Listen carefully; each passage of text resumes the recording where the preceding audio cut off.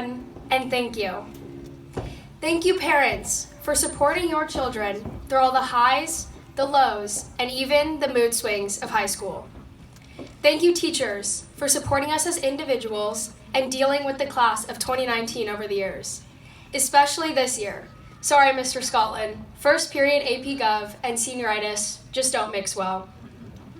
And lastly, thank you, classmates, for making it to this day in one piece. That's an accomplishment. So now let me begin by discussing evolution. Defined by Wikipedia as the change in the heritable characteristics of biological populations over successive generations. Most of us who have learned about evolution through school think of it as the expansion and growth of life over hundreds, thousands, millions, or even billions of years.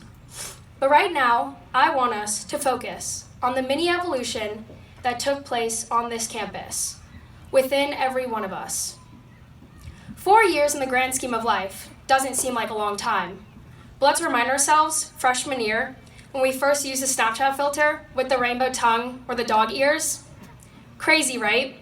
Well, let's think even further back to when we were not allowed to use a cell phone or had to rock the knee-length shorts. Oh, and when chewing gum would land you in detention. Well, it seems like yesterday when freshman me thought that wearing red Vans, striped running shorts, and a brightly colored flannel together to form one unique outfit was considered cute. Wow, how things evolve. So where did all the time go? Did you spend it joining clubs, whether academic like Model UN or for fun like the Netflix Club? Was it playing sports, on the field, in the pool, or on the court? Being a part of drama, choir, or band? Maybe even leadership or blueprint? Or was it simply hanging out with friends, making memories to last a lifetime? Well, over the past 4 years, I can say that I've actively participated in several different areas on and off campus. While I could spend these 5 minutes discussing my evolution here, I want us to focus on my observations of you. Being junior class president, there were times when other grades, classmates, and even myself doubted the unity of our grade. Everyone who doubted us had right reason, considering taking fourth for 3 years in a row in Spirit Points doesn't exactly shout high participation. But it wasn't until this year, after taking third place in homecoming week, due to a certain dance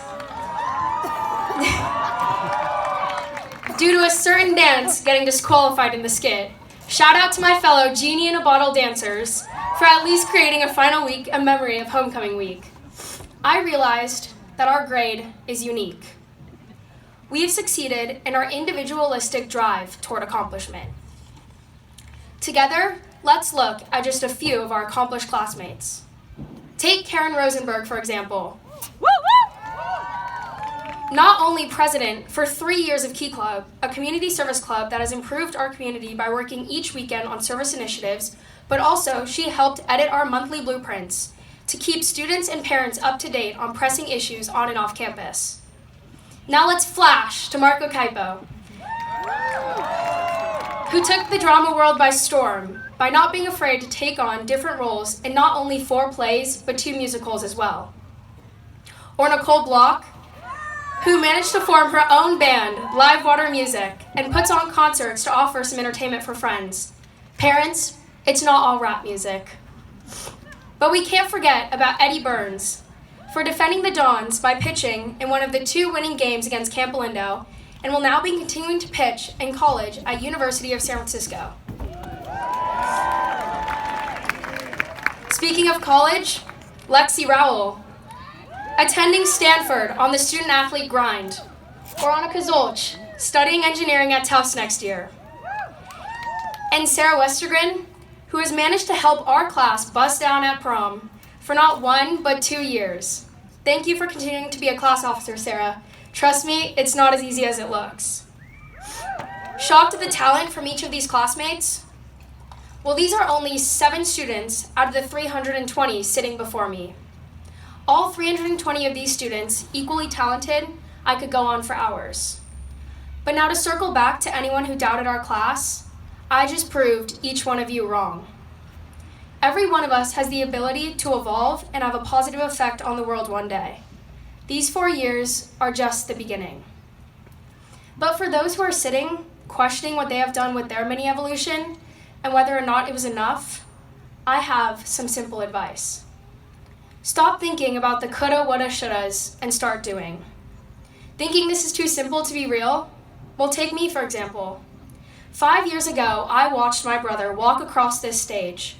And while I would like to remember the day for seeing him start a new chapter, honestly, I remember that the speeches I heard that day formed a dream of mine to stand up here and speak to each one of you. So for those who don't know, last year I dressed up as a sailor for a week, chanting "I ship it" to try and gain enough votes to be ASB vice president and make the dream come true. And naturally losing, and to an underclassman, made me question the dream. But look at me now. In front of each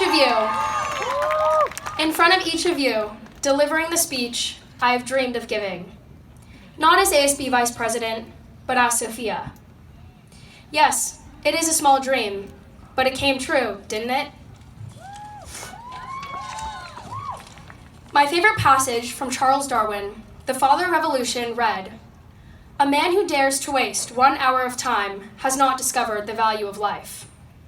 The power of evolution is that it follows the same pattern in time and that it never stops.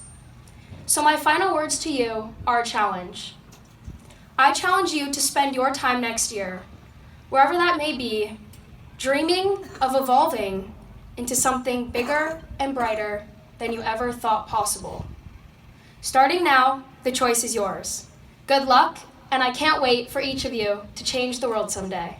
Thank you. Woo! Sophie! And now, please help me welcoming my fellow classmate, Annika Zolch, onto the stage.